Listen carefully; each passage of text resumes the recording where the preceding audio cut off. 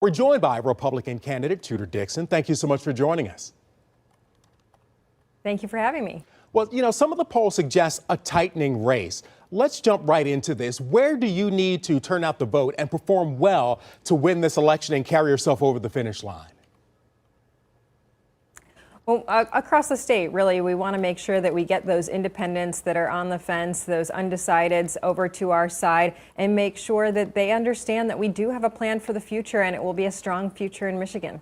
All right. Well, some of the polls suggest that inflation is a key issue driving voters to the ballot box. One of our viewers, Mason, wants to know what steps you would take working with the state legislature to relieve the weight of inflation on Michiganders. And he's asking for, I guess, some specific measures that you would take. What's your plan? Well, as I said last night, the governor received 2 opportunities to reduce the personal income tax. I would make sure that we reduce that as quickly as possible so that we can get money back into the pockets of the people. But we also have the highest gas prices across the Midwest right now.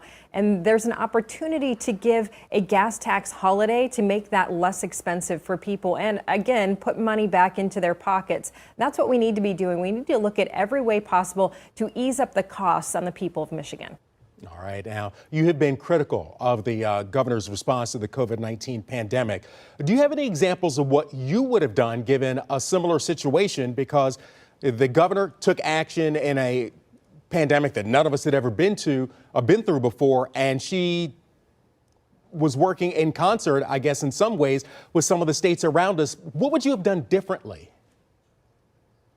Well, first and foremost, work with the legislature, because that's those are the elected people from around the state. But also, as you can see, the governor is obviously embarrassed about her own record on COVID, or she wouldn't have lied about the amount of months that our children were out of school. Some of our kids were out for almost 2 years. And last night, she said they were out for 3 months. That would have been my first priority, to make sure we get our kids back in-person learning as quickly as possible. Very early on, we had studies showing that online learning was hurting our kids. And you got the latest NAEP scores. We've seen that 4th graders and 8th graders are severely lacking in their reading and math skills in the state of Michigan. We're in the bottom 10 in the nation, and that was contributed to by the policies that this governor had for students during COVID.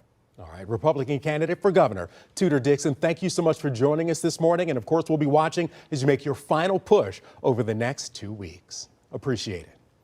Thank you.